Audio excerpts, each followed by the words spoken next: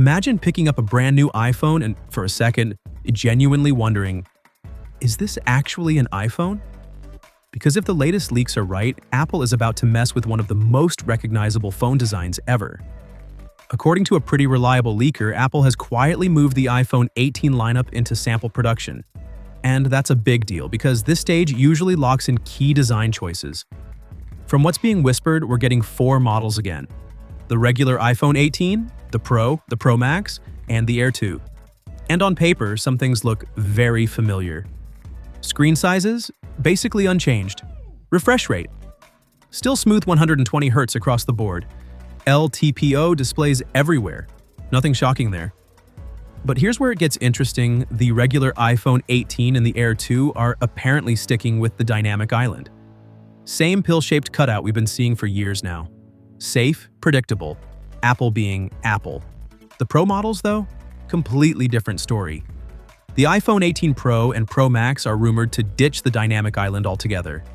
Instead, Apple may finally move Face ID under the display, leaving just a tiny punch hole for the selfie camera. No notch, no island, just screen. And that's wild when you think about it, because iPhones have had some kind of cutout since the iPhone X back in 2017. That design has basically defined modern iPhones for nearly a decade.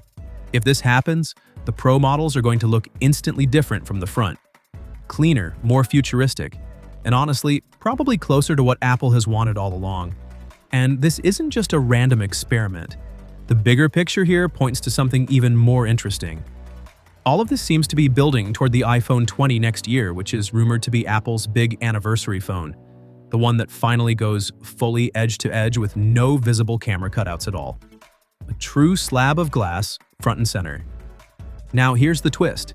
Apple might not even launch all iPhone 18 models at the same time. There are rumors that the Pro models will launch first, while the standard iPhone 18 could arrive later.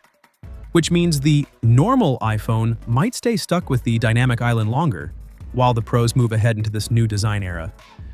We won't know what Apple's actually planning until September, because that's when the Pro models usually show up. But if these leaks are accurate, the iPhone 18 Pro could be the biggest visual change we've seen in years. So the question is, do you like this direction? Would you be okay with Pro iPhones looking totally different from the regular ones? Or should Apple move everyone forward at the same time? Let me know what you think, and I'll catch you in the next one. Take care.